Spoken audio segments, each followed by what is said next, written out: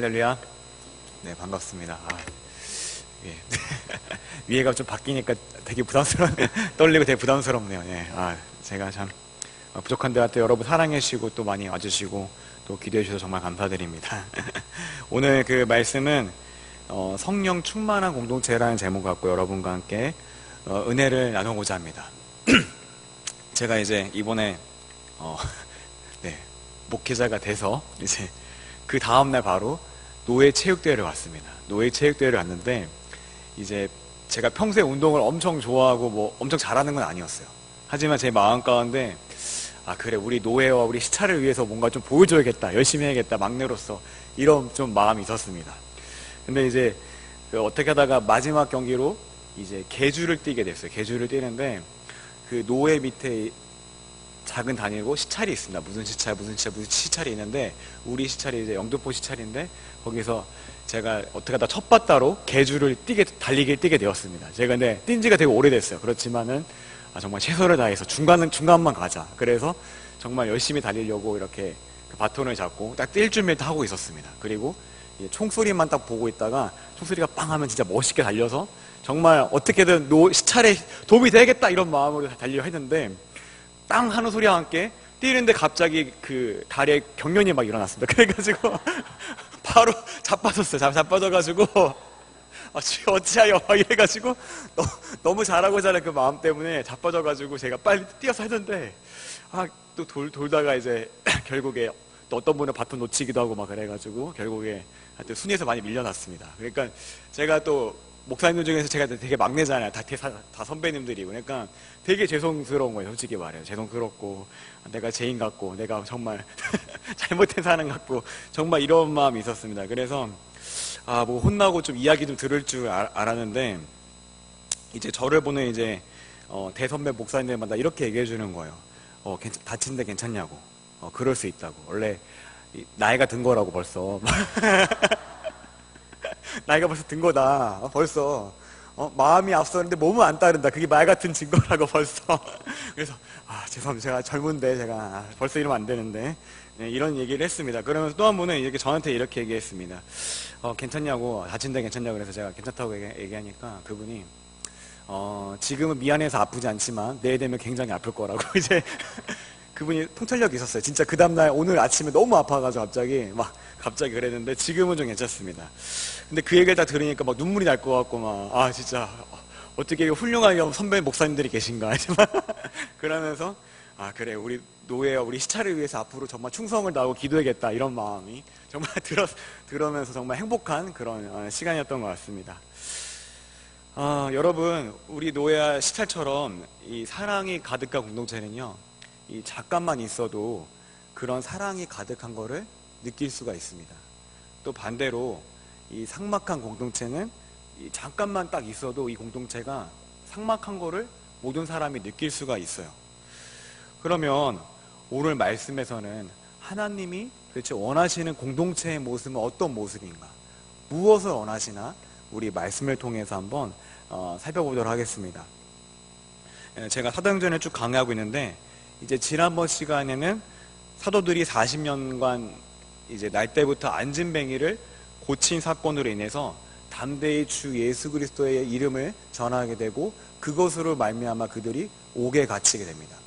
옥에 갇히게 된 이후에 공회에 불려가서 그 공회에서 그들이 예수님에 대해 변론하고 그들이 자기들이 정말 앞으로도 예수를 전하겠다고 이야기하자 그들이 공회에 있는 많은 높은 사람들이 위협을 하면서 전하지 말라고, 그러면 정말 가만두지 않겠다고 그런 위협을 가하게 됩니다. 하지만 사도들은 성령이 충만해서 사람의 뜻대로 하는 것이 맞는지 아니면 하나님의 뜻대로 하는 것이 맞는지 너희가 판단해보라고 말한 뒤에 그 많은 공회 높은 사람들은 주변의 눈치를 보고서 결국에 그 사도들을 놓아줄 수밖에 없었습니다. 하지만 몇 번의 위협을 더한 다음에 그들을 놓아주게 되었습니다. 공에서 풀려난 사도들이 자기들이 겪은 이야기를 자기들만 공유한 것이 아니라 다른 교회와 무리들에게 이 이야기를 전했습니다. 그래서 교회와 사도들은 같이 기도하기 시작했습니다. 이 기도의 내용이 이렇습니다. 사내들인가 높은 사람들로 인해서 우리가 그들을 두려워하거나 혹은 아첨을 하거나 그러지 아니하고 용기 있게 담대하게 주 예수 그리스도의 이름을 전할 수 있게 해 주시옵소서. 또 하나는 절름발이를 고친 주 예수의 이름이 앞으로도 많은 치유와 표적과 기사를 통해서 많은 예수 그리스도의 이름이 정말 진실이고 우리가 전하는 게 진짜인 줄 많은 사람들이 알게 하여 주시옵소서. 그들이 그런 것을 기도하기 시작한 것입니다. 그들이 그렇게 하나님께 기도하고 하나님의 뜻을 먼저 구할 때 땅이 진동하고 성령이 충만해져서 모두가 담대하게 주 예수 그리스도의 이름을 전할 수가 있게 되었습니다. 뿐만 아니라 그 뒤에 이렇게 성령이 충만한 교회의 모습은 한 마음과 한 뜻이 되어서 서로의 물건을 서로 같이 공유하게 되었고, 그리고 자기의 것을 내 것이라고 여기는 사람이 한 사람도 없었습니다. 뿐만 아니라 사도들은 큰 권능으로 주의 부활을 증언하자 무리가 큰 은혜, 작은 은혜가 아니라 정말 큰 은혜를 받아서 자기가 가진 소유와 밭과 모든 재산을 다 팔아서 사도들의 발 앞에 내두고, 사도들은 그것을 가지고 각자의 형편에 따라서 다른 사람들을 돕게 되니까 교회 안에 가난한 자가 한 사람도 없었다고 이야기하고 있습니다. 정말 기적 같은 일입니다. 특별히 이 성경 뒷절에서는 위로의 아들이라 불린 바나바의 예를 드는데, 바나바는 밭이 있음에 그것을 팔아 사도들의 발 앞에 두었다고 이야기하고 있습니다. 이 바나바가 특별히 나온 것은 앞으로 그 뒤의 사건과 그리고 앞으로 바나바가 얼마나 귀하게 삼길지를 암시해주는 그런 구절입니다. 여러분, 오늘 말씀을 통해서 우리는 성령이 충만한 공동체, 하나님께서 원하시는 공동체는 성령이 충만한 공동체라는 것을 우리가 알 수 있습니다. 그럼 도대체 성령이 충만한 공동체의 모습은 어떠할까? 다시 한번 깊이 본문을 연구해 보도록 하겠습니다. 먼저 성령 충만한 공동체는 바로 기도하는 공동체였습니다. 특별히 나의 뜻보다 하나님의 뜻을 구하는 공동체였습니다. 말씀 4장 28절에서 29절에 하나님의 권능과 뜻대로 이루려고 예정하신 그것을 행하려고 이 성에 모였나이다. 주여, 이제도 그들의 위협함을 굽어보시고 또 종들로 하여금 담대히 하나님의 말씀을 전하게 하여 주시옵소서. 비기를 다음에 그들이 그렇게 구한 것에 대해서 하나님이 그렇게 하겠다는 확증으로서 땅이 진동하고 성령이 충만하여진 것입니다. 세상보다 하나님이 두렵고 세상보다 하나님이 더 값진 것을 그들이 알았기에 그들이 담대하게 주의 복음을 전하기 시작한 것입니다. 여러분, 그렇다고 해서 이 말씀을 통해서 오해하지 말아야 될 것은 여러분이 필요한 것들을 구하지 말라는 그런 뜻이 아닙니다.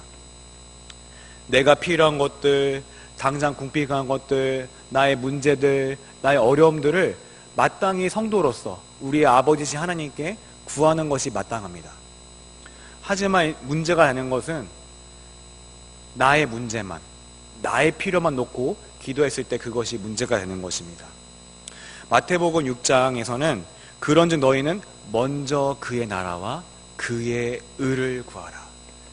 그리하면 너희에게 이 모든 것을 더하시리라. 누가복음 4장에서는 예수님께서 대답하시되 기록된 바 사람이 떡으로만 살 것이 아니라 라고 말씀하셨습니다. 여러분, 우리 떡으로만 사는, 떡도 필요합니다. 떡도 필요하지만 하나님은 물질도 필요하다 말씀하시지만 더 중요한 것은 우리 인생에서 하나님의 말씀으로 우리가 살아간다는 것입니다. 결국에 우리가 물질에 의지하는 것 같지만 결국에 하나님의 말씀과 하나님의 능력에 의해서 우리가 살아갈 수 있다는 것입니다. 나의 필요를 구하는 간구도 필요하지만 먼저 지금의 상황과 환경 가운데서 하나님 과연 무엇을 기뻐하십니까? 하나님께서 과연 어떻게 하길 원하십니까? 먼저 그 나라와 그분의 뜻을 구해야 하는 것입니다.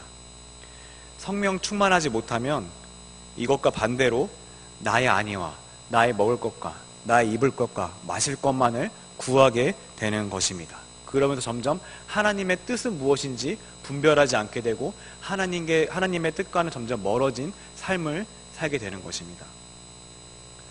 또 하나 성령 충만한 공동체는 한 마음과 한 뜻이 되었습니다. 에베소서에서는 이렇게 말합니다. 평안에 맺는 줄로 성령이 하나 되게 하신 것을 힘써 지키라. 여러분, 우리 눈에 보이지 않지만 우리가 하나 되게 힘쓰는 게 먼저가 아니라 이미 교회는 성령의 평안에 맺는 줄로 하나가 이미 되어 있습니다. 그렇지만 성령이 충만하지 못할 때는 이것이 점점 약한 것처럼 보입니다. 그러나 반대로 성령이 충만할수록 이 하나됨과 한 마음과 한 뜻이 그리스도의 사랑 안에서 점점 강해져서 나타나게 되는 것입니다. 그래서 그리스도의 사랑 안에서 더 그들이 모이게 힘쓰고 떡을 떼고 교제하며 그들이 한 마음과 한 뜻이 되는 것입니다. 이 반대로 성령이 충만하지 못하면 한 마음과 한 뜻이 아니라 점점 분열하게 됩니다. 분열하고 싸우게 힘쓰고 네가 잘났다 내가 잘났다 싸우게 힘쓰고 모이기에 힘쓰기보다 바쁘니까 우리 모이지 말지 뭐 이렇게 점점 모이기에 점점 힘을 내지 못하는 것입니다. 세 번째로 성령 충만한 공동체는 재물에 대해서 간대해지게 됩니다. 왜냐하면 모든 재물을 주신 분이 바로 하나님임을 고백하게 되는 것입니다. 어떤 분들은 이렇게 말하는 분도 있어요. 내가 열심히 일하고 내가 열심히 벌고 했는데 내가 내 돈을 마음대로 쓰고 다른 사람에게 안 쓰면 어떠냐 이렇게 말하는 분도 있습니다. 네, 물론 열심히 일했기 때문에 그 일한 만큼의 보상을 받는 것이 마땅합니다. 또 하나님께서는 우리가 일함으로 인해서 우리의 먹을 것과 마실 것을 얻는 것을 기뻐하셨습니다. 그렇기 때문에 우리가 열심히 일하는 것이 마땅하고 또 그것으로 우리가 그것에 수산을 먹는 것이 마땅합니다. 하지만 여러분, 한 가지 여쭤볼 거는 모든 사람이 다 자기가 열심히 일한다고 열심히 일한 만큼 그 대가와 보상을 받는 것은 아닙니다. 저희 아버지께 들은 얘기인데 이게 지어낸 얘기 아니겠죠? 저희 아버지께 들은 얘기니까 지인 중에 한 분이 꽤 큰 규모로 이제 돼지 고깃집을 했다고 합니다. 돼지 갈비집을 하는데 처음에 인테리어도 좋고 너무 멋있고 주차장도 넓고 하니까 사람들이 많이 모였어요. 많이 모이고 사람들이 정말 바글바글 했는데 갑자기 그때 구제역이 터졌다고 합니다. 구제역이. 그래가지고 이 사업을 접게 되었습니다. 그 다음에 그래 이번에는 그러면 우리 소고기집을 해보자. 그래서 소고기를 막 했습니다. 소고기를 막 하는데 그 다음에는 뭐가 터졌을까요, 여러분들? 네, 강우병이 터져가지고 갑자기 그 사업을 멈추게 되었습니다. 그래, 이젠 진짜 마지막이다. 설마 이것까지 안 되지 않겠지. 그래서 오리고기집을 했습니다. 근데 이번에는 조류독감이 발생했습니다. 그래가지고 결국에 이분이 피눈물을 먹으면 나 장사 아닌가 보다. 그래서 이 장사를 접었다는, 그나마 그분이 이제 건물주고 이제 받은 재산이 많아서 그나마 좀 괜찮게 살았다고 하는데 그런 이야기를 들은 적이 있습니다. 여러분, 저도 이제 저희 아버지가 김치 공장을 했어요. 김치 공장을 하고 정말 몇 년간 정말 했는데 저희 아버지는 정말 성실한 분이었어요. 정말 성실하고 누구보다 열심히 일하고 회사에서도 가장 새벽에 먼저 출근해서 가장 늦게 퇴근하는 그런 분이었습니다. 정말 열심히 일하는데 그 몇 년 동안 3년 연속으로 갑자기 팔당댐 무너지고 갑자기 막 가뭄이 막 일고 그러니까 배추값이 폭등을 막 한 거예요. 그러니까 이게 작은 기업은 감당이 안 되는 거예요. 결국에 이래서 문을 닫을 수밖에 없었는데 제가 그걸 보면서 참 느낀 게 뭐냐면 그렇구나. 열심히 일한 만큼 받는 것도 복이다. 내가 열심히 일했다고 해서 항상 그 일한 만큼의 대가를 받는 거 아니구나. 그것도 하나님께서 허락하셔야 우리가 받을 수 있다는 것을 깨달았습니다. 여러분, 공부 열심히 하는 학생이 갑자기 몸이 안 좋다고 생각을 해봐요. 수능 당일날. 그러면 시험을 잘 볼 수 있겠습니까? 절대로 없습니다. 우리가 열심히 일해서 지금의 보수를 받는 것도 맞지만 하나님이 허락하셔야 그것들을 받을 수가 있는 것입니다. 이 반대로 성령 충만하지 못하면 내 것만 생각하게 됩니다. 나의 가진 것을 갖고 그것을 움켜쥐고 아무한테도 나눠주려 하지 않고 오히려 점점 더 인색해지게 됩니다. 다음으로 이 성령 충만한 공동체는 무엇보다 온전한 주의 말씀이 선포가 되었습니다. 여기 4장 33절에서 사도들이 큰 권능으로 주 예수의 부활을 증언하니, 예수님의 부활에 대한 메시지, 온전한 주의 복음과 주의 말씀이 교회 안에 전파가 되었고 그것으로 말미암아 성도들이 큰 은혜를 받았습니다. 여러분, 요새 얼마나 변질된 설교가 많습니까? 예수님을 믿으면 잘 먹고 잘 살고 잘 된다. 이런 이야기는요, 타 종교에서도 이야기합니다. 그리고 바알 숭배도 그렇게 이야기를 합니다. 또 성공 세미나에서도 이렇게 이야기를 할 수가 있습니다. 또 그런 이야기를 들을 때 너무나 행복하고 즐거워하는 분들도 굉장히 많습니다. 그러나 여러분, 실상은 정말 모든 사람이 예수님을 잘 믿고 봉사 잘하면 잘 되고 잘 먹고 꼭 잘 살게 되는 것은 아닙니다. 성경 어디에도 예수님 믿으면 잘 먹고 잘 살고 잘 된다는 구절은 어디에도 없습니다. 물론 회복은 가능할 수 있겠죠. 그런 메시지보다 정말 성경에서 무엇을 말하고 예수님이 나를 위해서 무엇을 하셨고 정말 예수님이 나를 위해 죽었다는 그 사실을 제대로 증거하는 것이 온전한 복음의 선포인 것입니다. 비록 내가 좀 예수님 열심히 믿어도 좀 안 될 수 있고 좀 망할 수 있고 좀 힘들 수 있지만 그럼에도 불구하고 하나님은 나와 함께 하신다. 하나님은 가나안 땅에만 계신 것이 아니라 광야에도 함께 하신다는 그 사실을 성경 그대로 믿는 것이 진정한 복음이고 진정한 은혜인 것입니다. 그럼 내기 듣기 좋다고 해서 좋은 메시지가 아닌 것을 알고 진정한 복음에 대한 감격해하는 자들이 성령에 충만한 자들인 것입니다. 또 그것이 바로 충만한 공동체에 있는 것입니다. 여섯 번째로 성령 충만한 공동체는 구제에 힘쓴 자들이었습니다. 그들이 입으로만 주인 사랑합니다, 주인 사랑합니다 말하지 않고 구제에 힘쓰고 가난한 사람들의 필요를 돌봤습니다. 자기의 밭과 자기의 소유를 팔아서 내 것이라고 여기지 않고 무명으로 사도들에게 주면서 그것을 각 사람에게 필요에 따라서 공정하고 공평성 있게 나누어 준 것입니다.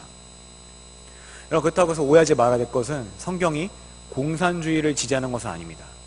이 공산주의는 강제적으로 이 모든 그것을 다 뺏어서 그것을 이제 관리하는 것인데, 이 사유재산을 소유를 아예 하지 못하게 합니다. 그러나 성경은 십계명에서 도둑질하지 말라는 그 말씀이 있듯이 개인적인 사유재산을 지지합니다. 그것을 인정합니다. 하지만 초대교회와 공산주의가 다른 것은 그들이 은혜를 받고 자발적으로 모든 재산을 교회에 헌신했다는 것입니다. 은혜를 받고 다른 사람의 필요를 자발적으로 채워줬다는 것입니다. 나만 누리고 나만 잘 사는 것이 아니라 지금의 하나님께서 이렇게 많은 소유를 주신 것들, 지금 나에게 이렇게 많은 것들을 주신 것이 다른 사람을 도우라고, 너만 잘 먹고 잘 살고 배부른 게 아니라 다른 사람의 아픔과 슬픔을 돌보라고 주신 것임을 그들이 깊이 깨달았기 때문에 그들이 그렇게 할 수 있었던 것입니다. 우리는 이런 성령 충만한 공동체가 되기 위해서 우리는 노력하고 또 기도해야겠지만, 여러분, 성령 충만한 공동체가 되기 위해서는 먼저 해야 될 일이 가난한 자들을 돕거나 물건을 통용하거나 복음을 전하는 게 먼저가 아닙니다. 성령 충만한 공동체가 되기 위해서는 먼저 하나님의 뜻을 구하는 기도와 온전한 말씀의 선포가 이루어져야 되는 것입니다. 그리고 그 가운데서 하나님의 은혜가 충만하게 편만하게 이곳 가운데 임해야 되는 것입니다. 여러분, 사도행전 4장 31절과 34절까지 빌기를 다음에 모인 곳이 진동하더니 무리가 다 성령이 충만하여 담대히 하나님의 말씀을 전하니라. 사도들이 큰 권능으로 주 예수의 부활을 증언하니 무리가 큰 은혜를 받아 그 중에 가난한 사람이 없더니. 먼저 이 사람들이 복음을 타협하지 않고 담대히 전하게 해달라고, 하나님의 복음과 하나님의 뜻을 담대히 전하게 해달라고 기도했을 때 그곳 가운데 땅이 진동하고 성령이 충만하게 임했던 것입니다. 사도들이 권능으로 온전한 주 예수의 복음을 전파할 때, 그것을 받을 때, 그 말씀을 들을 때 그들 가운데 은혜가 임해서 가난한 자를 돕기 시작한 것입니다. 아, 그렇구나. 하나님께서 이미 나에게 모든 것을 다 주셨구나. 바로 자신의 사랑하는 아들을 나에게 주셨구나. 한 분뿐이 그분을 나에게 주셨구나. 그 엄청난 사실을 깨달았을 때 나의 마음 가운데 넉넉함이 생기고 다른 사람을 돌볼 수가 있는 것입니다. 다른 사람을 돌아볼 수 있는 넉넉함과 여유가 생기는 것입니다. 여러분, 하나님이 성도에게 은혜를 주시는 방법은 딱 두 가지입니다. 바로 말씀과 기도입니다. 거기다 이제 덧붙이면 성례인데, 성례도 말씀이 눈으로 보여지는 것입니다. 여러분, 말씀을 통해서, 기도를 통해서 하나님의 깊은 뜻과 또 하나님이 누구인지 아는 사람이 진정으로 하나님을 예배할 수 있고, 하나님을 찬양할 수 있고, 하나님을 기쁘시게 할 수 있고, 가난한 사람들을 도울 수 있는 것입니다. 그 은혜를 먼저 경험하지 못하면 세상에서 하는 봉사와 또 어떤 선한 행실과 구제받게 될 수가 없습니다. 그러나 내가 먼저 은혜를 깨닫고 그들에게 은혜로서 가난한 자를 돕고 봉사할 때 진정한 하나님의 사랑과 하나님의 깊은 뜻이 그들에게 전달이 되는 것입니다. 여러분, 기도할 때 여러분의 필요를 놓고 기도하십시오. 그러나 여러분의 필요만 놓고 기도하지 마시고 하나님의 먼저 뜻과 생각을 먼저 구하시기 바랍니다. 하나님, 이 상황 가운데서, 이 환경 가운데서 지금 하나님이 기뻐하실 뜻이 무엇입니까? 여러분, 오히려 저는 느낀 게 이렇게 내가 편할 때보다, 내가 어떤 이렇게 마음이 즐겁고 편할 때보다 오히려 어려울 때 더 하나님의 뜻이 뭘까 고민하게 되는 것 같아요. 근데 그럴 때 아, 난 왜 이렇게 불행하지? 난 왜 이렇게 힘들지? 다른 사람과 비교하면 전혀 나한테 도움이 될 게 아무것도 없습니다. 오히려 지금의 상황과 환경을 인정하고, 아, 그래, 어차피 힘든 거, 그럼 하나님이 뭘 기뻐하실까 고민하며 나아갈 때 주의 임재를 경험했습니다. 주께서 함께 하시고 주께서 길을 열어주시는 그런 경험들을 하게 되었습니다. 여러분, 우리가 먼저 여러분의 뜻을 구하지 말고 하나님의 뜻을 먼저 구하기 바랍니다. 그리고 내가 그 뜻을 내 삶 가운데 살아낼 수 있게 힘을 달라고 기도하시기 바랍니다. 여러분, 또한 우리 교회의 말씀 사역자와 여러분을 위해서 세워진 목자들을 놓고 기도해 주시기 바랍니다. 그들이 올바른 말씀을 선포하고 또 그들이 그리스도의 복음을 전할 수 있도록 성령의 충만함과 지혜와 능력을 달라고 여러분 기도하시기 바랍니다. 여러분, 사역자와 그리고 목자가 먼저 세워져야 또 교회가 바로 세워지고 또 성도들이 바로 세워질 수가 있습니다. 말씀 앞에서. 이렇게 말씀과 기도가 온전히 세워지는 교회가 될 때 우리의 교회는 성령이 충만한 공동체가 될 것입니다.